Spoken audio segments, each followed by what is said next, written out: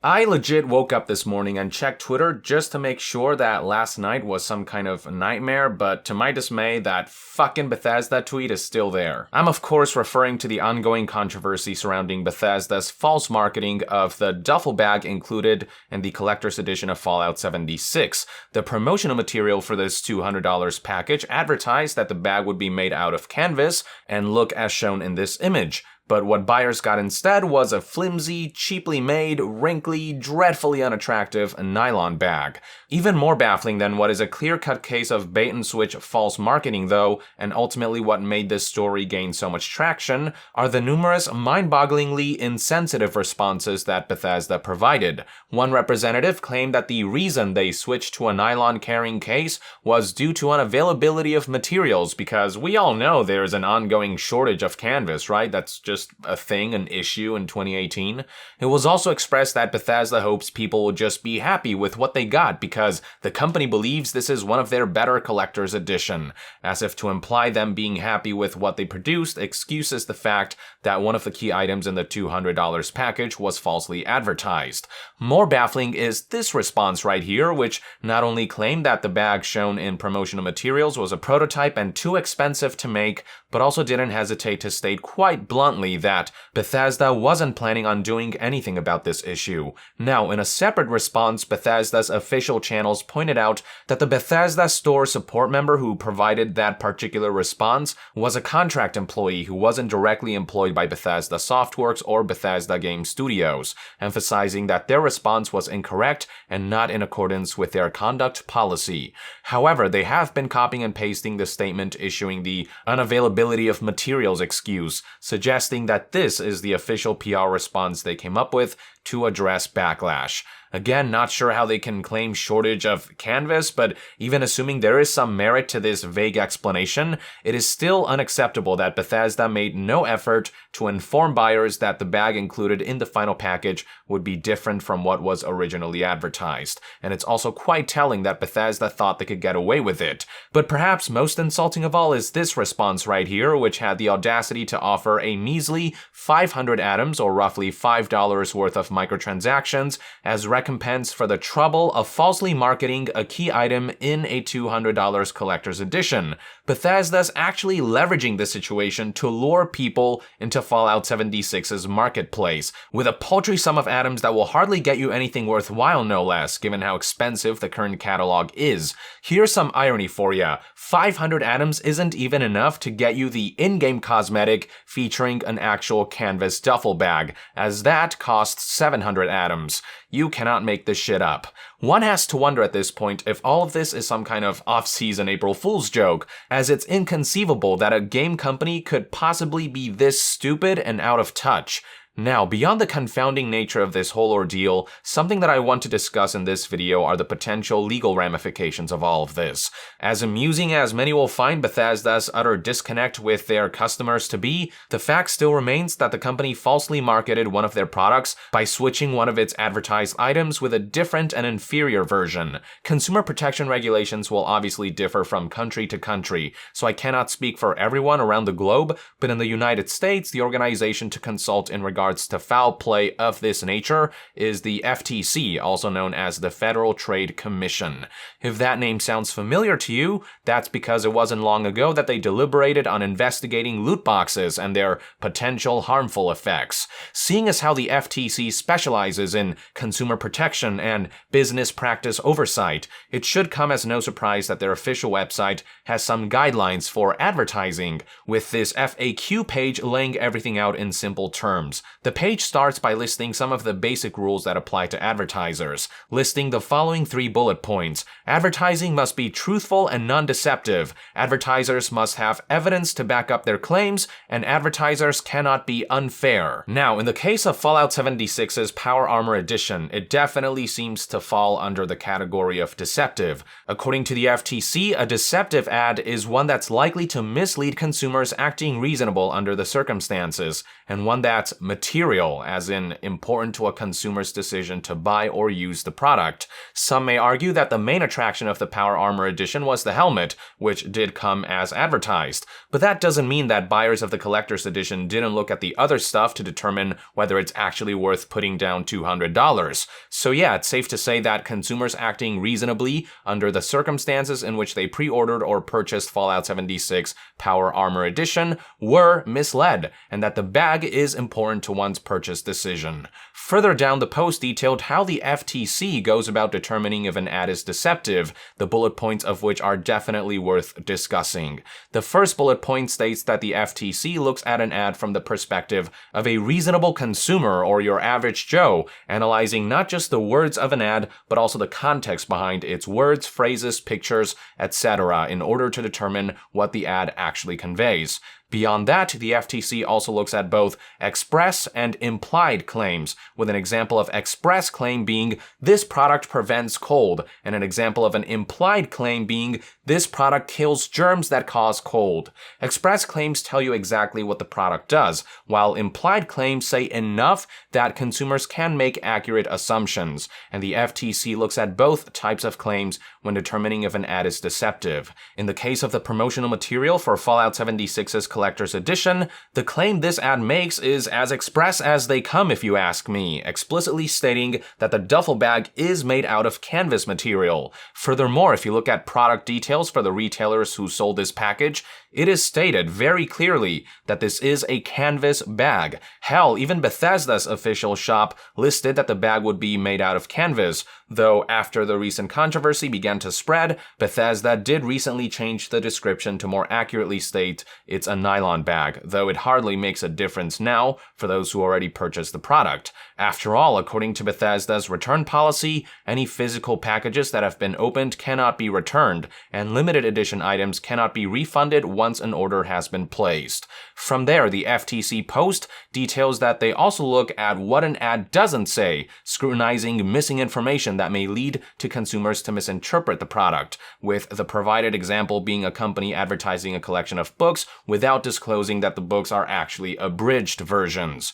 Well, Bethesda certainly failed to disclose at any point in time that the nice-looking canvas bag would be downgraded to this crappy-looking nylon bag instead. This whole situation could have been averted had Bethesda notified their intentions to switch the canvas bag for the nylon bag so that buyers could react accordingly, but instead, they bait and switched a key item without warning, letting consumers disappointingly discover for themselves after opening the package that elements of the product they bought had been compromised. So yes, I would argue that Bethesda's failure to include key information left consumers with a misimpression about their product. This next bullet point is also pretty important. It reads, quote, "The FTC looks at whether the claim would be material, that is, important to a consumer's decision to buy or use the product. Examples of material claims are representations about a product's performance, features, safety, price, or effectiveness." When it comes to features, it's quite simple. One of the features of the duffel bag was supposed to be that it's made out of thicker canvas, but the final product ended up being made of thin, flimsy nylon. The argument could also be made that this does have a significant effect on the bag's performance, as I personally would feel less safe about carrying stuff inside a thin nylon bag than I would in a thicker canvas bag. Clearly, there was deception involved as far as representation of the bag's features and functions go, so that's another checkmark against Bethesda. Finally, for this segment, the FTC conveyed that the advertiser must have evidence to support any claims in their ads before they can be run. In Bethesda's case, it's probably safe to assume that the company actually has a few of these canvas bags sitting around somewhere, one of which they photographed to create this promotional image.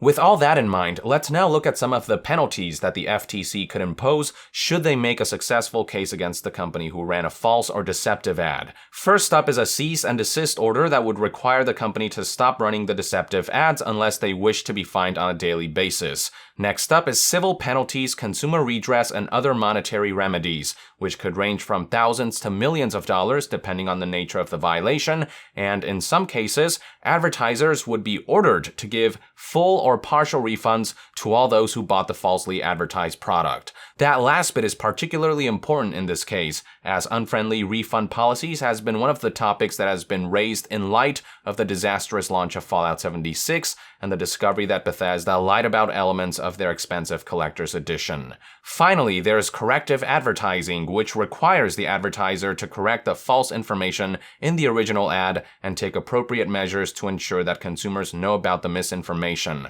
I mean, there isn't a whole lot of correction that's needed, since just about everyone who follows gaming news knows by now that the promotional material for Fallout 76's Power Armor Edition is fraudulent, and Bethesda has retroactively adjusted the product detail on their own website to state that it comes with a nylon bag rather than a canvas one. Then again, the same couldn't be said for other retailers like GameStop, whose website shows they have the Power Armor Edition in stock, while still listing that it comes with a canvas carrying bag and still displaying the misleading promotional image. So the average Joe who doesn't heavily follow gaming news and walks into GameStop may find themselves disappointed by aspects of their purchase. Further down this post, the FTC also lists various other specific types of advertising issues, and among them is their definition of bait and switch, which is pretty relevant in this case. This statement reads, quote, "It's illegal to advertise a product when the company has no intention of selling that item, but instead plans to sell a consumer something else, usually at a higher price." That's right, Bethesda, bait and switching is considered illegal, particularly when you take a superior product and switch it out for an inferior one without any notice.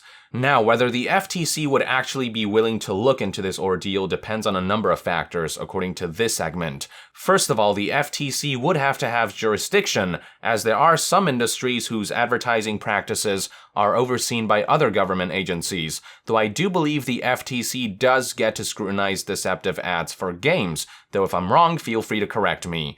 The next factor is geographic scope of the advertising campaign, with the FTC focusing on national advertising while leaving local matters to state, county, or city agencies. I'm no legal expert, but the marketing for the Power Armor Edition sure does seem like a national campaign, which might put it under FTC purview. Then there's also the extent to which an ad represents a pattern of deception, with individual disputes between consumers and businesses not being something the FTC tends to tackle. The thing about the duffel bag, however, is that it's a widespread issue that affects anyone who purchased the $200 collector's edition, making this an extensive pattern of deception and not just a handful of individual cases.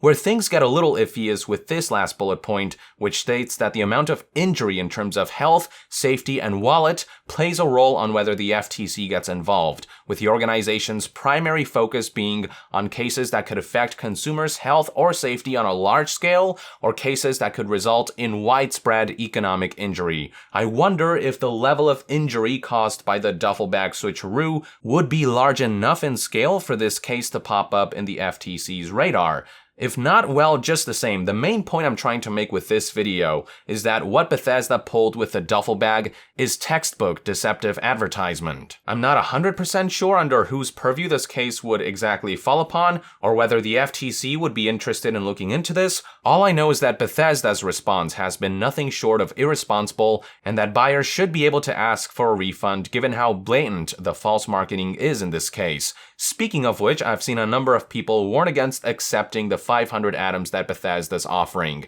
as doing so may allow Bethesda to make the case that the plaintiff accepted compensation for damages, weakening chances for a refund or arguments of foul play. Again, I'm no law expert though, so I'm not sure how legally accurate that is, though the logic behind it does seem sound. Regardless, the bottom line is, if you're really peeved about what Bethesda pulled here, don't settle for a measly 500 atoms, a form of recompense that's practically worthless for you and that doesn't cost Bethesda a penny. If you feel cheated, and you do have every right to feel that way, see about legally getting your refund and or spread the word about this blatant deception. This isn't just about some duffel bag, it's about how we should never let a major company like Bethesda feel comfortable about thinking they can pull something like this and just get away with it unscathed. I would hope that the mass backlash and ridicule Bethesda faced from all of this will be enough to teach them a hard lesson, and if their response to this debacle had been more adequate, we could have left it at that. But Bethesda's utter lack of concern and the lack of drive to take responsibility is what above all else concerns me most. I feel like nobody would be making such a big fuss about all this if Bethesda would have responded in a way that shows they're taking this issue seriously. They say they understand and respect our disappointment with this whole debacle, but if that were actually true, they would not be offering such an insultingly meager and opportunistic apology, which is why I hope the FTC or whatever organization is best suited for a case like this, at the very least, takes a look at what's going on here. We are dealing with a company that engaged in willful duplicity while shrugging off customers who have called them out for it by simply giving them monopoly money. And beyond the dishonestly sold, shoddily built duffel bag, that right there is the core issue here. What gets me most about all this is Bethesda's own lack of action. These are one man's perspective anyway. I'd love to hear what your take is on all of this in the comments below. With that, I would like to end this news update. Thank you for tuning in. If you enjoy my content and would like to support this channel directly, consider donating on Patreon. And to be further updated on all things gaming news, reviews, and discussions, stay tuned right here on Yong Yeah. I'll see you guys next time. Yong out.